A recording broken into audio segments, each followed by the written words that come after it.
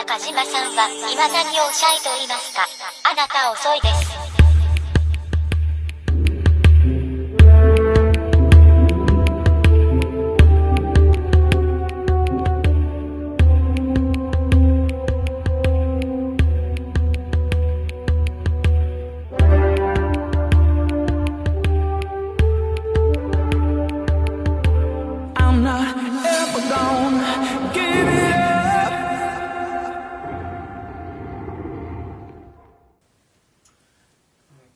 Next film is The Muppet Caper. It starts off where the previous Muppet movie ended, with they're at the theater, there's fireworks in the air, there's the two happy couple who decide to get married. This goes directly into this film, so this is like a part two of the original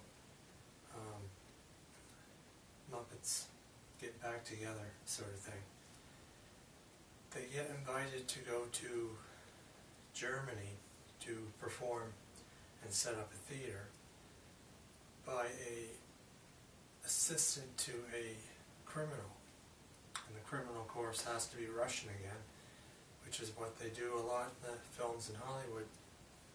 The criminal is always ends up to be Russian, and they go off to some boring Russian place.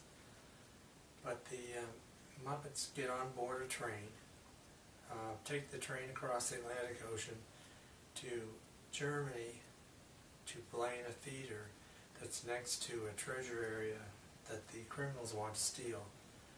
And this also takes place when the Muppets go to Dublin, Ireland, and they go to the Tower of London to steal the crowns. Well, to be used to steal the crowns. Because the theater that they're going to be playing in, or these theaters, are directly separated by a wall to where the treasure's being held that the bad guy actually wants to steal. The bad guy in this case is a wanted criminal, an escaped criminal from a Russian gulag, a mastermind, who looks exactly like Kermit the Frog, except for a mole on his cheek. So we just follow the adventures of the Muppets and Kermit being arrested and taken to the gulag after the mastermind glues a mole on his face so he looks the same. Eventually, it all ends good, it all ends well. The situation gets cleared up. This is an interesting movie for those of you who grew up with the Muppets or like the Muppets, or who are interested in puppetry. You'll like this film. It's okay, but as far as the movie goes, I've found it rather boring, because I find that anything connected to Russia has a very grayish, bleak darkness to it. So I found this film a complete waste of time to watch, other than the fact that it was nice to see the Muppets in action again. I did miss my favorite character, who's Rizzo the Rat. He just wasn't there. I mean, there were rats there for a few seconds, but that was it.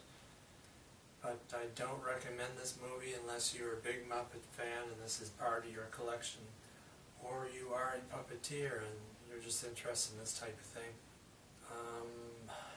That's it. Review of Muppets Most Wanted.